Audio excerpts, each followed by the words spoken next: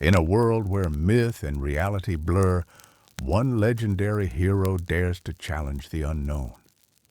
Jack the Giant Slayer, The Seeds of Destiny, is a timeless tale of adventure, courage, and the power of believing in oneself. As the seeds of destiny begin to sprout, join me on a journey that will take you to the very edges of imagination.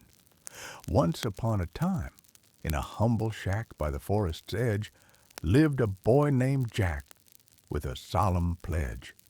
One day, he'd say, "I'll rise and stand, a hero known across this land." One crisp autumn evening, as Jack wandered through the woods in search of rare roots, he stumbled upon an old woman hunched beneath a tree. She clutched a sack of grain, her frail arms trembling under its weight. "Boy," she croaked, her voice like the rustling of dry leaves, "help me, and I shall give you a gift unlike any other." Jack, though weary from his day's work, couldn't ignore her plight. He carried the sack to her small hut deep within the woods. True to her word, the old woman handed him a single, peculiar bean. "This is no ordinary seed," she whispered. "Plant it with faith and courage, and it will lead you to your destiny." Jack returned home with the bean clutched tightly in his hand, his heart stirred with curiosity and hope. That night, under a moonlit sky, he planted the bean beside his home. By morning, the village awoke to gasps of wonder and fear. Where Jack had planted the bean, a colossal beanstalk now spiraled into the heavens, its leaves shimmering like emeralds in the sunlight. "Jack," his father exclaimed, "what have you done?" "I don't know," Jack stammered, staring at the towering plant. But in his heart, he felt a pull, a call to climb and discover what lay above. The villagers gathered, whispering tales of ancient myths about a kingdom in the clouds. Some called it a blessing, others a curse. But Jack saw it as an opportunity. As the beanstalk's shadow stretched across the land, word of its appearance reached the royal palace. The king, a wise and just ruler, sent his knights to summon the one responsible for its growth. Jack, still a mere boy in the eyes of the villagers, was brought before the king in his grand hall. "Jack," the king said, his voice echoing through the chamber, "this beanstalk is no ordinary phenomenon. Legends speak of a gateway to a realm of giants. If true, this land is in grave danger." "I didn't mean for this to happen," Jack replied, bowing low, "but if I can help, I will do whatever it takes." The king studied him for a moment before nodding. "You have courage, boy, but courage alone will not suffice. Take this." He handed Jack a small enchanted pendant shaped like a shield. "This will protect you from harm, but only if you act with wisdom and a pure heart." Jack left the palace with a heavy burden and a flicker of hope. Days passed, and the beanstalk remained silent. But one stormy night, a rumble like thunder shook the village. From the clouds descended not one, but 4 colossal figures. Giants. They were led by 4 generals: Fi, the strong; Fa, the swift; Fo, the cunning; and Fu, the sorcerer. From the heavens came a fearsome sound. 4 giants landed, shaking the ground. Their leader, Fi, with a voice so grim, declared their conquest with a powerful hymn. The villagers fled in terror as the giants began their rampage. Fi uprooted trees and hurled boulders, while Fa moved with lightning speed, her blade cutting through anything in her path. Fo strategized from afar, directing their efforts, and Fu conjured storms to strike fear into the hearts of all who dared resist. Jack, armed only with his father's hunting knife and the king's pendant, confronted the giants. You dare to challenge us?"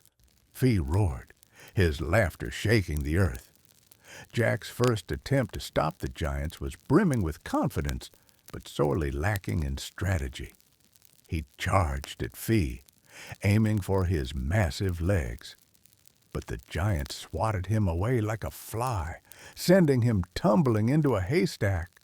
His courage was bold, his spirit strong, but Fee's might proved where Jack went wrong.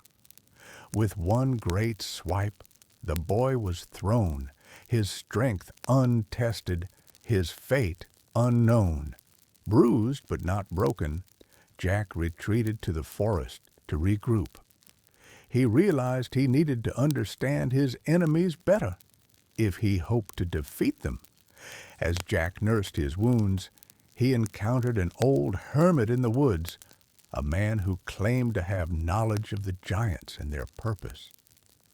"They come because of the beanstalk," the hermit said.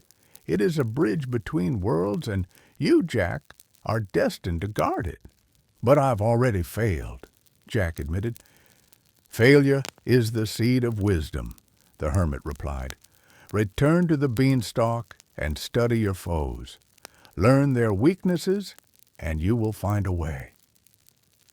The hermit gave Jack a journal filled with notes on the giants, their strengths, and their vulnerabilities. Jack returned to the village with a renewed sense of purpose. Armed with the hermit's journal and his growing knowledge of the giants, he devised a plan to face them once more. This time, he sought to challenge Fa, the swift giantess. He chose the forest as his battleground, its dense trees and uneven terrain providing an advantage against her speed. Jack set traps, nets, pits, and tripwires throughout the forest. He hoped to slow Fa down long enough to strike her with his knife. Through the forest dense, Jack laid his schemes, hoping to triumph, fulfilling his dreams. But Fa's swiftness was hard to outpace, her blade like lightning, her steps a race. When Fa entered the forest, she moved with such speed that Jack's traps barely slowed her. She dodged the nets, leaped over the pits, and sliced through the tripwires effortlessly. Jack, in his desperation, revealed himself too early, and Fa quickly overpowered him. "You're brave, little one," she sneered, pinning him against a tree. "But bravery won't save you." She raised her blade, but Jack managed to activate the king's pendant just in time. A protective shield formed around him, deflecting the blow and giving him a chance to escape. Back in the clouds, the giants gathered to discuss their next move. "This boy is no ordinary mortal," Fu said, his voice laced with suspicion. "There is something about him, something tied to the beanstalk." Fo, ever the tactician, retrieved an ancient scroll from their archives. "This scroll speaks of a human destined to rise against us," he said, "a guardian of the beanstalk, chosen by fate." "A guardian?" Fee growled, slamming his fist on the table. "We must crush him before he grows stronger." The giants agreed to focus their efforts on destroying Jack, fearing the prophecy might come true. The giants conspired with fury and fear. The prophecy's words were all too clear. "Destroy the boy," they vowed with might, "before he brings our doom to light." Jack's second failure weighed heavily on him. He sat by the beanstalk, staring up at its towering vines, feeling the weight of his destiny. The villagers, though grateful for his efforts, began to lose hope. "Maybe we should cut the beanstalk down," one elder suggested. "It's the source of our suffering." "No," Jack protested. "This is not just a curse, it's an opportunity. If we cut it down, we'll never know the truth about the giants or their world. I won't let fear dictate our actions." His words reignited a spark of hope in the villagers. who agreed to support him in any way they could. Jack spent weeks training and preparing for his next encounter with the giants. He studied the journal, learning about their habits, weaknesses, and individual strengths.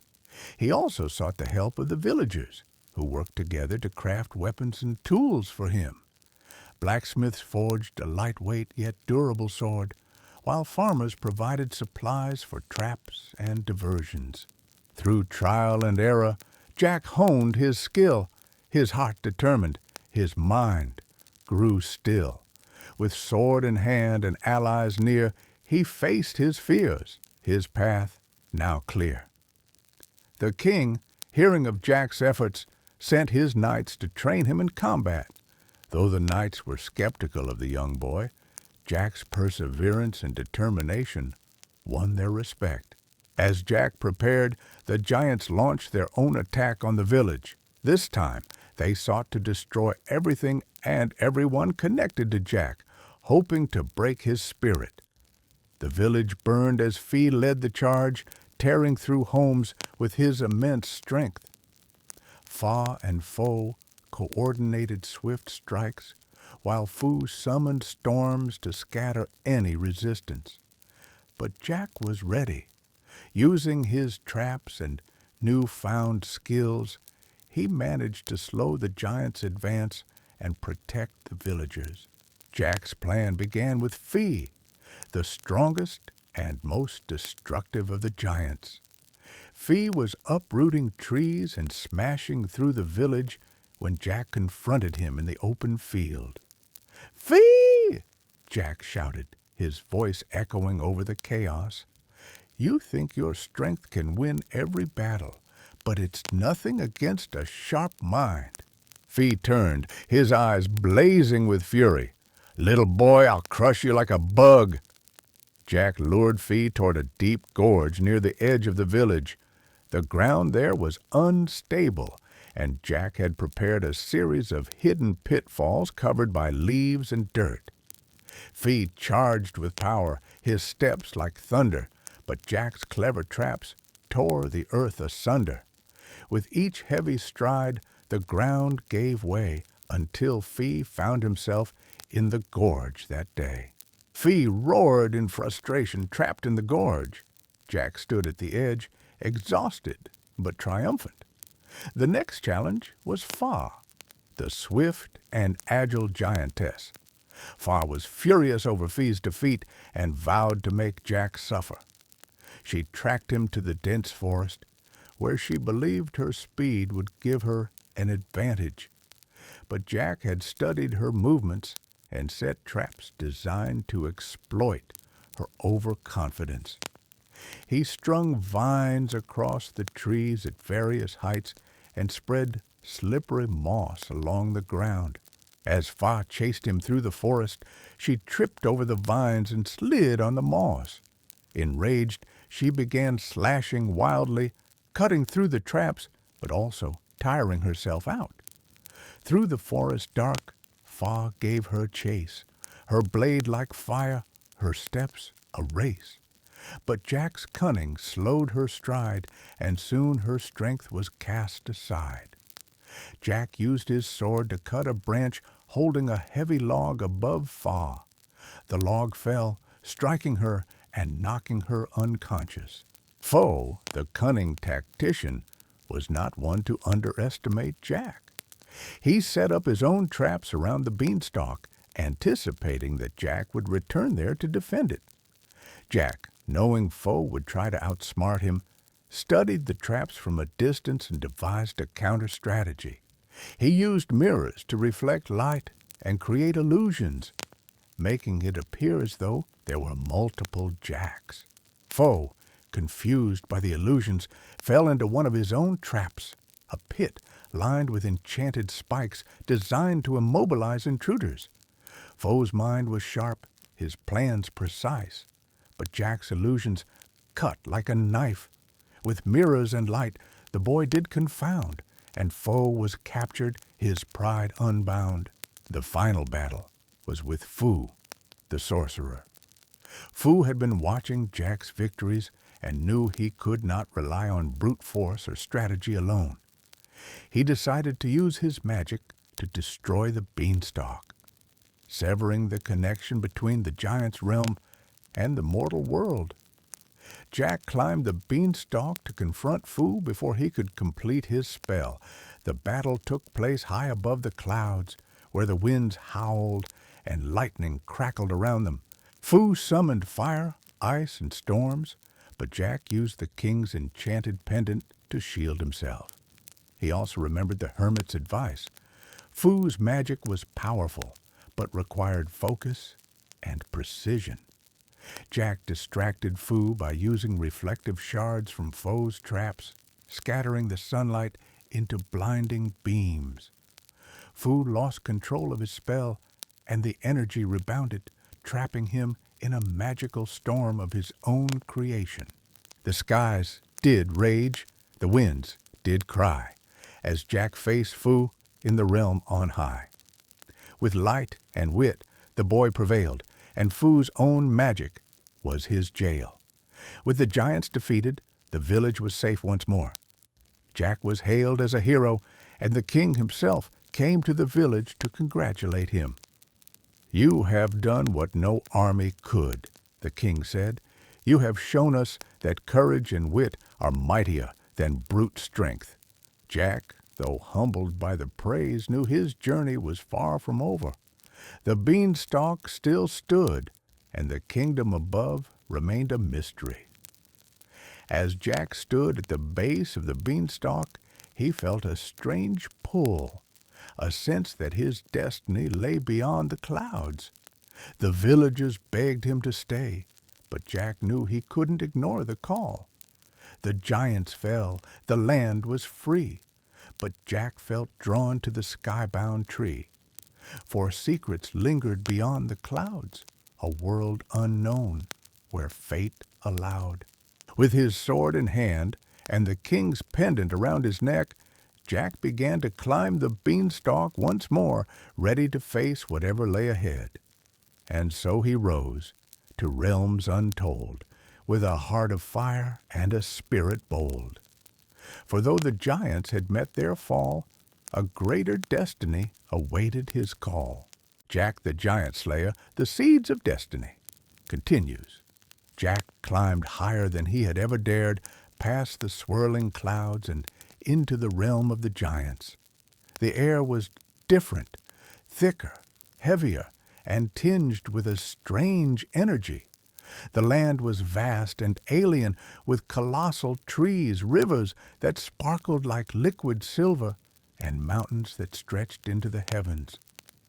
As he stepped onto the ground, Jack realized he was no longer in a world governed by mortal rules. Everything was oversized and surreal. The sun was a fiery orb that hovered unnaturally close, casting a golden glow over the realm. Through clouds he climbed to a land so grand, a place untouched by mortal hand. The sky was vast, the air was strange. In this realm of giants, his fate would change. Jack wandered cautiously until he came across a village. It was deserted, the homes carved into the sides of massive trees and cliffs. Signs of life were evident: half-eaten food, tools left in the open, but no people were in sight. "Where is everyone?" Jack murmured to himself. He noticed carvings on the walls of a large hall, depicting battles between giants and other colossal beings. Among the carvings was a familiar figure, a small human boy standing against a towering giant, holding a glowing pendant. "The prophecy," Jack whispered, realizing the carvings foretold his arrival. As Jack explored the village, he felt a presence watching him. From the shadows emerged a glowing figure, a spirit shaped like an ancient warrior. "Who are you?" Jack asked, gripping his sword tightly. "I am the guardian of this land," the spirit replied, its voice echoing like a distant song. "You are the chosen one, destined to bring balance to the realms. The giants you defeated were once noble protectors, but their hearts were corrupted by greed and power. Jack listened as the guardian explained that the beanstalk was not merely a bridge, but a lifeline connecting the two worlds. If the balance between them was disrupted, both realms would crumble. The guardian spoke of a fragile thread, a balance that must be carefully led. The beanstalk linked the worlds as one, its fate tied to the chosen son. The spirit guided Jack to a hidden chamber deep within the mountains. Inside, a council of ancient beings, part giant, part elemental, sat in eternal slumber. The guardian explained that these were the elders of the giant's realm, the original protectors who had been betrayed by the four generals. To restore balance, you must awaken them, the guardian said. But it will not be easy. The generals' influence lingers, and their dark magic binds the elders in sleep. Jack hesitated. He had faced the giants and won, but this task felt far more daunting. "How do I break the spell?" he asked. "The answers lie in the four sanctuaries of the realm," the guardian replied. "Each sanctuary holds a relic tied to the general's power. Collect these relics, and you will unlock the elder's prison." Jack's journey to the first sanctuary took him through a vast desert of golden sand. At its heart stood a monolithic temple, guarded by enchanted creatures made of stone. Through sands that burned and winds that roared, Jack ventured forth with his sword. The temple loomed, its gates like flame. Inside lay trials to test his name. Inside the temple, Jack faced puzzles and traps designed to test his strength and resolve. He finally reached a chamber where the relic of Fi, the Hammer of Might, was enshrined. As he claimed the hammer, the temple trembled, and a voice echoed, "Prove yourself worthy, or face the wrath of Fi's shadow." Jack battled a spectral version of Fi, using both the hammer and his wits to overcome the foe. When the shadow was defeated, the temple settled, and the hammer transformed into a key. The second sanctuary lay in a forest of eternal twilight, where time seemed to stand still. This sanctuary housed the relic of Fa, the boots of swiftness. Jack navigated the labyrinthine forest, dodging traps and illusions that played on his fears. He finally reached the relic, but as he touched it, the spirit of Fa appeared, challenging him to a race through the treacherous woods. Through shadowed paths and tangled vines, Jack raced against the fleeting signs. With every step, his courage grew, for Fa's spirit tested what was true. Jack used his knowledge of the forest to outmaneuver Fa's spirit, claiming the boots and transforming them into the second key. The third and fourth sanctuaries were even more challenging, testing Jack's intellect and resilience. He retrieved the relics of Fo, the mask of deception, and Fu, the staff of sorcery, by solving intricate riddles and resisting powerful illusions. With all four keys in hand, Jack returned to the hidden chamber. Jack placed the keys into the elder's prison, and the chamber filled with a radiant light. One by one, the elders awoke, their eyes glowing with wisdom and power. "Thank you, Jack," the elders said. "You have restored balance and freed us from darkness. But your journey is far from over. The corruption runs deeper than we feared." The elders warned Jack of a greater force behind the general's fall, a shadowy entity seeking to control both realms. The elders rose, their strength restored, their voices rang a united chord. But warnings came of a darker fate. A greater foe lay in wait. As Jack prepared to leave the giant's realm, he stood at the edge of the beanstalk, looking down at his world below. "I've only just begun," he whispered, gripping his sword. "Whatever comes next, I'll be ready." And so he stood, the bridge between two worlds united, yet unseen. With courage burning, his heart stayed true, for Jack's great story was far from through. Stay tuned for the next part of this captivating story. Subscribe to our channel and click the notification bell to receive updates.